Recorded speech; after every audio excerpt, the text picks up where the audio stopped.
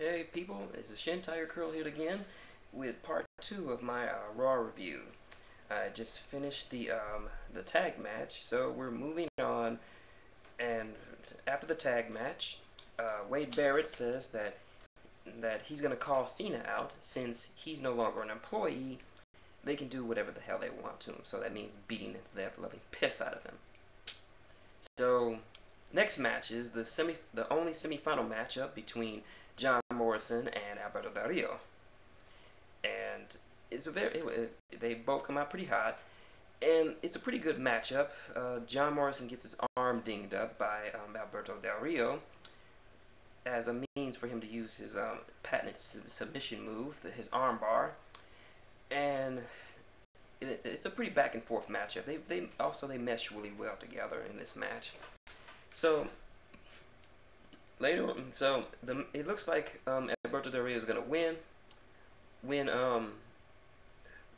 he starts hearing the horn on his car start going off, and right there in the driver's seat is Rey Mysterio, who provided enough of a distraction for John Morrison to get a flash kick in, I think, and take the match. Now, also, CM Punk does a pretty funny little line here. He says that, "Hey, it's Rey Mysterio.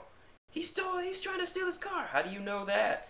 "He's Rey Mysterio. He's a car thief on the side. He stole my car twice." I'm just loving Punk on commentary. He doesn't do a bad line. It's like he was made to do this. So anyway, what was that?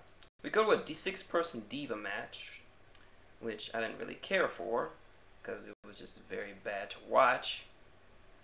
And at one point, Santino Marella comes out, unibrow and all, singing Tiffany's song "I Think We're Alone Now" on a guitar. And Tamina is so enraptured by this, she leaves the match, puts him in a headlock, and he's like, "Oh, you are hurting me." "Oh yeah, you like that?" "Oh yes, I like it. I like it in stronger women." Man, Santino, you're kinky, a little bastard, aren't you? So Wade Marble Mouth Barrett comes out. And he says, "Cena, I want to see your little plan. As soon as I can see the marbles coming out of my mouth. Your plan is so transparent I could see it coming." Blah, blah, blah. So Cena appears on the Titantron, and he's telling Wade that he said he wasn't gonna leave. That after he got fired, he wasn't gonna leave until he destroyed Nexus. Barrett says, "Well, security, get him out of here." But Cena's like, wait. Wade, you forgot. Your first night on Raw, you and your little boy band beat up the security, so they're not going to do what you say. "Oh, I wasn't talking about security for you, Cena. I'm talking about security to protect you." As Nexus surrounds him, Cena's like, wait, guys, you forgot one thing. You made a lot of enemies in this company.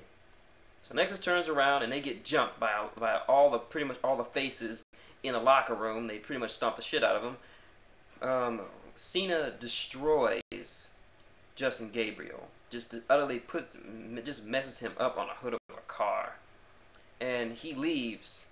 And Nexus is right now Nexus is pretty much on the run, as they know Cena has no compunctions about kicking all of their asses. So we get into this backstage segment where the King is getting ready for his first title match, and who should give him some help, give him some advice, but one of the legendary 4 Horsemen. That's right, the Enforcer, Arn Anderson. And what does Arn tell him? To run like a bitch. What the hell happened to you, Arn?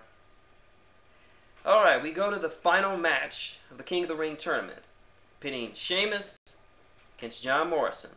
They both cut pretty decent promos. Sheamus is still pretty fresh, only after wrestling 1 match, and John Morrison is still a little banged up after having wrestled 2 matches.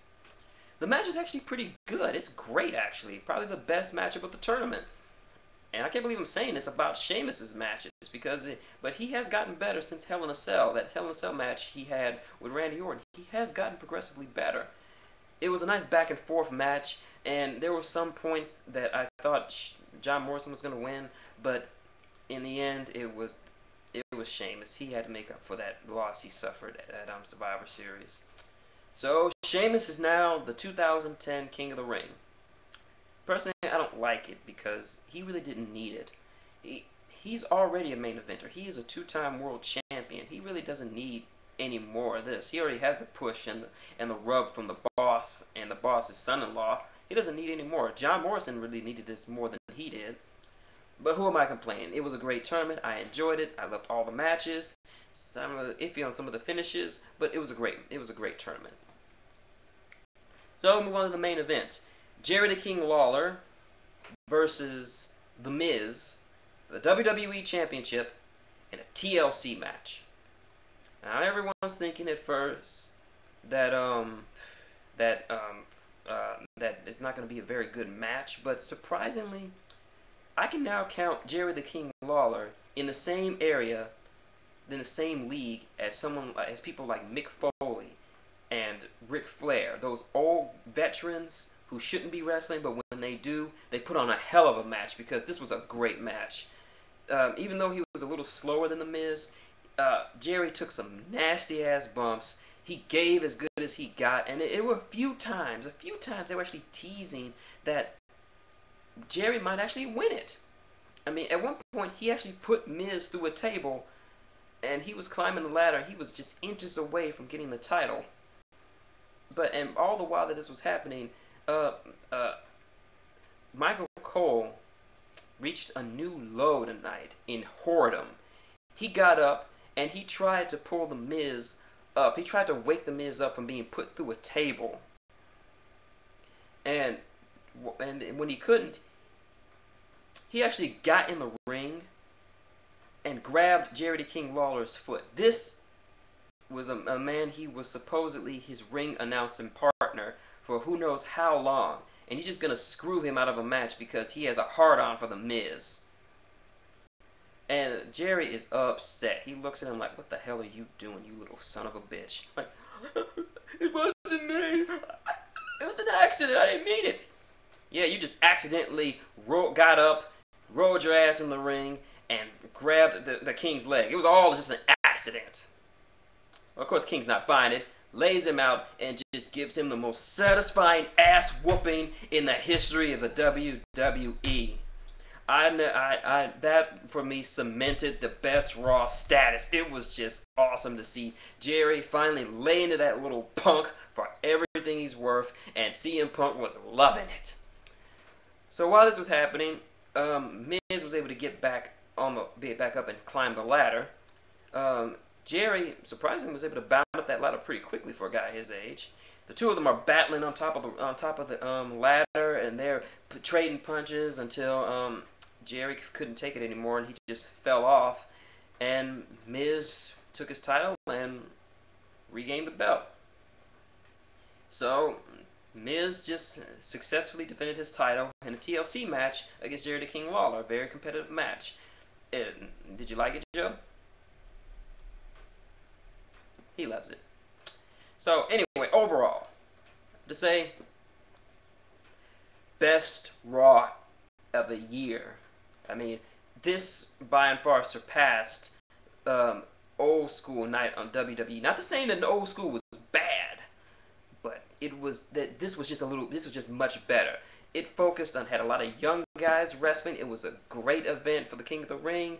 Even some of the slower moments like the tag match and the Divas match didn't slow it down one bit. CM Punk's commentary was amazing. The promos were excellent from everyone.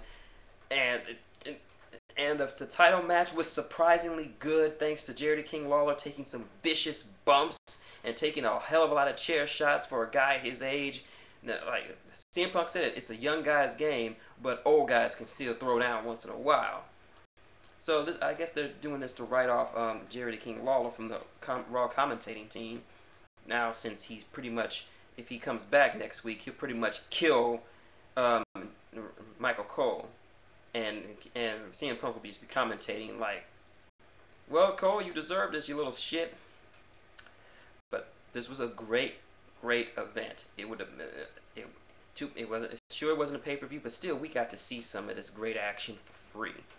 And I applaud you WWE, for what you did tonight. This was the best Raw of the year, and I can't say any more than that.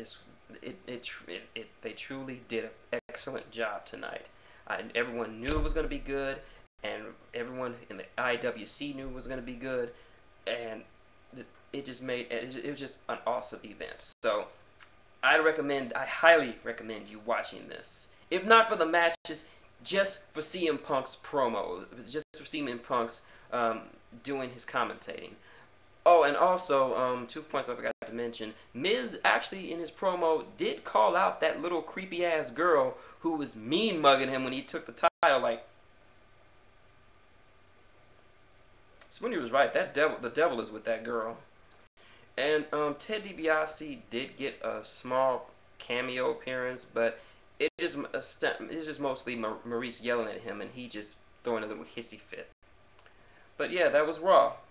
Best Raw of the year. Did you like it, Joe? Joe knows what he likes. So yeah, this is that was Raw for you.